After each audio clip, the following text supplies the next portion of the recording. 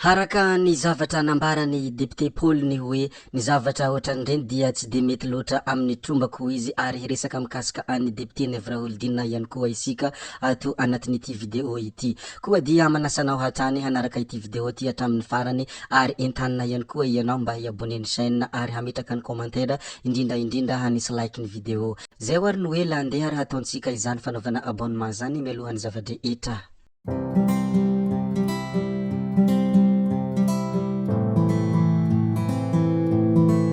Raha miresaka any zany député Paul zany isika dia tsy dia fahita matetika izy miseho télé fa tamin'ity herinandro ity dia hitantsika izy nivahiny tao amin'ny Real TV ary maro ny hafatra izay nomeny sy ny tafatafa izay nambarany manoloana ny mpanao gazety. Ndeha ary hijerevantsika ny zavatra izay noresahiny sy ireo teny rehetra izay nomeny. Nandritra io fandaharana l'invité du jour io dia anisan'ny teny izay naverimbery ny député Paul ny hoe tandindin-doza ny 4e arrondissement na boriboritany fahefitra ho izy nohon' zany dia tsy maintsy mandray andraikitra ao ary tsy maintsy miady ihany koa raha araka izay teny nambarany député Paul. Tao ihany koa dia anisan'ny nanambarany hoe izy dia hatramin'ny mbola kely dia tao anatin'ny membrany antoko matanjaka na teto a Madagasikara izany na tany ivelany. Tsy zavatra afaka atao tsinotsinona ity fanambarana izay nataony ity ny hoe izaho i député Paul dia partisan ny Didier Ratsiraka ary tsy membre feno aho fa mankafy ny tantara manga fotsiny hoy fanambarana izay nataony hatrany raha nivahiny tao amin'izay fandaharana l'invité du jour izay i namana député Paulbert Rosirahasmanana. Ny MFM ihany koa dia nampianatra anay ny discipline des partis hoy fanambarana hatrany izay nataony député Paul tao amin'ny l'invité du jour. Tsy inona no antony ilazako izany zavadrehetra izany mba hamaliko ny fanontaniana hoe rehefa miseho télé ianao dia tsy tokony ianao foana no miteny amin'ny anaran'ny antoko fa tokony misy olon-tena miteny amin'ny anaran'ny ilay antoko hoy fanambarana izay nataony député Rosy ary nataoko izany zavatra izany mba ho fanajako ny discipline ny antoko. Izany no fanambarana izay nataony nefa ny zava-misy ankehitriny dia tsy toy izany fa misy olona miteny foana hoy fanambarana hatrany izay nataony raha niseho télé ny tenany ny tamin'ity herinandro ity. Tao ihany koa moa ny nanazavany hoe raha ny tokony izy amin'ny lalàna iraisam-pirenena dia raha misy atoko mpanohitra sy atoko mpitondra miteny tokony mitovy ny isalan'ny izy ireo ao anatin'ny aina aman-jery hoy fanambarana hatrany izay nataony sy nanambara ireo zay mbola tsy mahafantatra ny amin'izany lalàna iraisam-pirenena izany. Ny ahy manokana moa izay hoy Paul ka najaiko izay ka izany no mahatonga aho tsy dia miseho télé matetika ary ny antony faharoa amin'ny mahampanakanto aho izy dia tsy tokony miseho vahoaka matetika fa lasa leo anao ndray ny olona ka lasa lany mamy ianao. Izany zavadrehetra izany no antony tena tsy vohako télé matetika hoy fanambarana izay nataony député Paul tao amin'ny l'invité du jour rehefa nivahiny tao ny tenany ny tamin'ity herinandro ity. Fa ny zavatra notsindriny Paul nefa dia ny hoe amin'ny maha olona ao anatin'ny politika anay kosa dia isaky ny andro fahatsarovana ny Ratsimandrava dia tsy maintsy miteny izahay ary tsy maintsy manambara ny zavatra sy ny ireo zavatra izay tokony tsarona hoy izy hatrany ary indrindra manambara ny mikasika ny raharam-pirenena izahay amin'iny fotoana iny.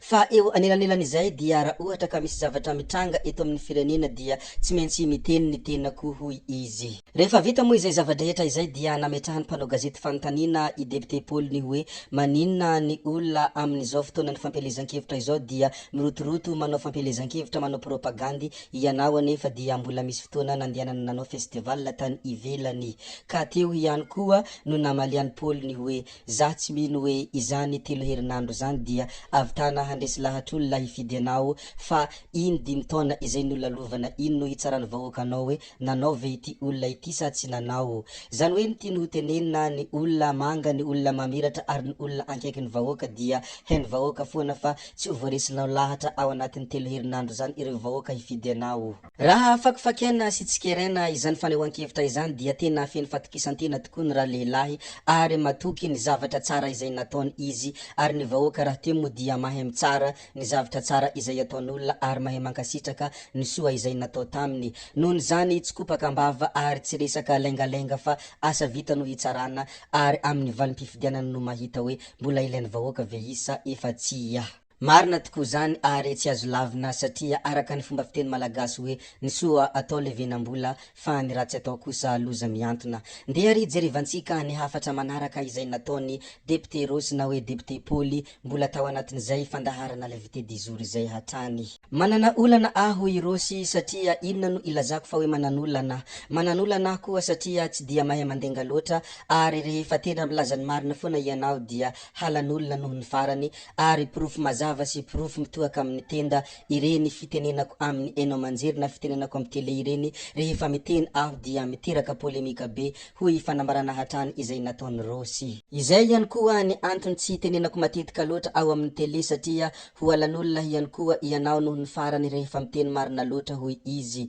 ary izay ihany koa ny fijeriko ny politika dia mila miteny ny marina. Ary na zakan'olona na tsy zakan'olona ny marina dia tsy maintsy teneniko foana hoy Rosy rehefa nanambara ny heviny. Ary io dia anisan'ny zavatra izay tena niainako tao amin'ny IRD hoy izy rehefa misy zavatra tsy sahin ireo namako ho lazaina amin'ny filoham-pirenena dia tsy maintsy izaho foana no asaindreo miresaka azy ary tena resahako iny zavatra iny. Aveo ihany koa ny zavatra tiako fantatr'olona ny mikasika an'io siady io dia ny député rehetra dia tsy mandray vola akory hoy fanambarana izay nataony Rosy fa io vola io dia mandeha amin'ny distrika sy ny prefecture no mitantana an'io hoy fanambarana izay nataony Rosy fa i député fotsiny no milaza hoe tiany atao fa tsy araka izay eritreretin'olona hoe mandray vola be sy ny zavatra fa ohatrohatran'izany. Zavatra tsara ho fantatra izay satria nampitsahiviny tao anatin'ny fandaharana satria be dia be ny olona tsy mahazo sy tsy mahafantatra izany trangan-javatra izany. Ary anisan'ny teboka sy fampitsahivana izay nambarany ihany koa ny mikasika ny filoham-pirenena na hoe filohan'ny republika tsy iza moa izany fa Andry Nirina Rajoelina ny hoe ny zavatra tsara ho fantatra ihany koa hoy Rosy dia izaho mbola tsara nitsikera ny filoham-pirenena na indray-mpandeha aza fa ireo olona manodidina azy ireo dia efa tapitra nitsikera azy fa izaho kosa dia mbola tsara nanao an'izany na iray minitra monja aza. Jerevony archive ary jerevony video fa mbola tsy nahita Rosy nitsikera ny filoham-pirenena Andry Nirina Rajoelina zany ianareo fa ny gouvernemanta kosa dia efa nataoko izany ary adidiko ihany koa amin'ny mahasolombavambahoaka ny tenako. Faramparany ihany koa no nanazavany Rosy hoe tena tandindindoza i 4e arrondissement koa satria ny olona tsy nianatra sady tsy mahay ninninna ary tsy manaja fomba no hikasa handeha eto amin'ny 4e arrondissement tena tsy mety amin'ny trombako zany ary izahay raha ty moa dia misy tromba ary zany mahatonga izahay ilazain'olona manana toetra hafahafa ity hoy fanambarana izay nataony hatrany. Nohon' izany dia tsy mety amin'ny trombany Rosy ny zavatra toy izany. Zay moa ny mikasika any Rosy ndeha ary jerevantsika sy ampitsahivitsika kely